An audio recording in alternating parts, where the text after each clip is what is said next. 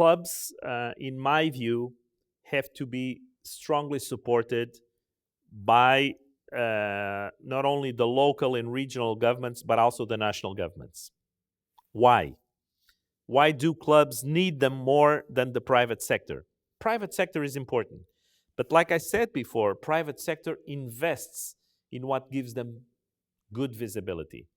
And unfortunately, if you take out the most famous and the big clubs, the majority of the clubs don't give them the visibility they look for. If you take out, for instance, a football club, a famous football club, Dynamo Kiev. If you take Dynamo Kiev, who's the investor that wants to put in a small swimming club or a small diving group? They won't invest because they won't be shown. So here, central government, local government funds are really requested. And why? Because also clubs function through passion. When you form a club, it's because you are passionate about something. You are passionate, obviously, about sport, either diving, football, cycling, whatever, but you also passionate about your neighborhood, you are passionate about your city, and you create that club. So automatically, only that small group of people will be supporting the club, the ones that form them. If you ask people from other cities, from other regions, or other sports to support a given club, they will say, why should we? I don't care about them. So it's a completely different fabric. The fabric, although belongs to the sport, it has to be seen in a different way. Because clubs also get private funding, but they got the small businesses. So the pyramid is still the same. You go to the national teams, and obviously you get the big companies, because we're talking about the national team, the national pride, the national anthem, the national flag. So you get the big companies behind the national teams. If you go to a small club, you get the small business. You don't attract the big fish in the pond. You just attract the small fish. So you have to get more of that. By getting more, it's a lot of work, and you have to focus on the development of the activity, because, of course, these small clubs, with the passage of time, will be the ones providing for the national team one day. So we need to keep them alive. We need to feed them. We cannot just say, let's go for the national team, because without the clubs, we will never reach to have a strong national team. And this is why the system, and now I'm talking about the system has to work in a thorough way. And behind the system, you have to have different systems. You have to have the recreational one. You have to have the competitive one. You have to have the maintenance one. You have to have the fitness. You have several subsystems, and they interact in order to form the final system, which is the sports system.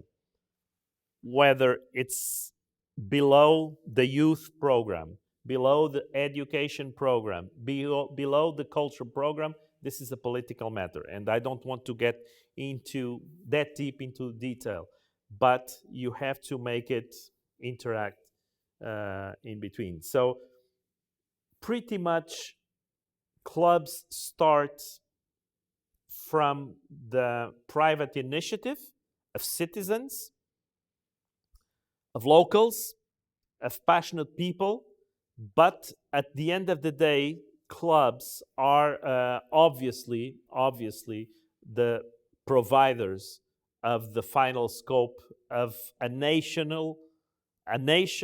sport politics, a nation sound sports politics. And obviously, for all of this, you need independency. You need to be autonomous. You need to be aware of your own rights, not only within your country, not only because it is important for your country and for the development, and especially for the investment of each and every one of us. You as an athlete, you as a coach, and you as an official, you have to believe in what you are doing to keep doing it with the drive and the motivation necessary. If you, by any chance, believe that something is rigged, something is not right, your motivation will never be the same again. So in this sense, we have to do it, like I was saying, from within the country, but also looking for the good practices that are done outside the country. And this is exactly why international organizations try to block and clearly separate the political influence and the governmental influence from the sports decisions. Because once you have political and governmental influence directly in the sports decisions, the ones that are involved in the sport start to doubt what they are doing. And you cannot let this doubt be placed in any situation. One have their own job, the others have their own duties. Let's just keep them apart and things will work out fine. And you have many examples of the free world, and you have many examples of the free world, not only in Europe, but outside Europe. And people tend to say, well, the most successful countries in sport recently are the newest countries, what they call the countries of the New World. Canada, United States, Australia. Why? Because they have no historical references. Their heroes are their sport heroes. United States has 250 years. Australia, 200 years. Canada, pretty much the same. So, of course, they don't have the historical references that Ukraine has, that England has, that France, that China has. So, obviously, they concentrate and focus on sport. This is how strong of a tool you have in your hands. And I finish by saying what I said before. You have the people, you have the bodies, and you have the talent. And of course, you've been having the results. There's no reason for you to not keep the results in the near future. You have to be optimistic because you have everything. All you need is, and all you should seek for is to keep the conditions on the table. Not the food on the table, but the conditions. To have your athletes, coaches, and officials keep improving the way they have done over decades. If you have a system, a sports system, you can do it in different ways, obviously. You can do it through the lotto system to get the funding, not only from the people's taxes. You can get it from the people's taxes, but you can also get it from the lottery. You can get funds from different sources. This is the first thing.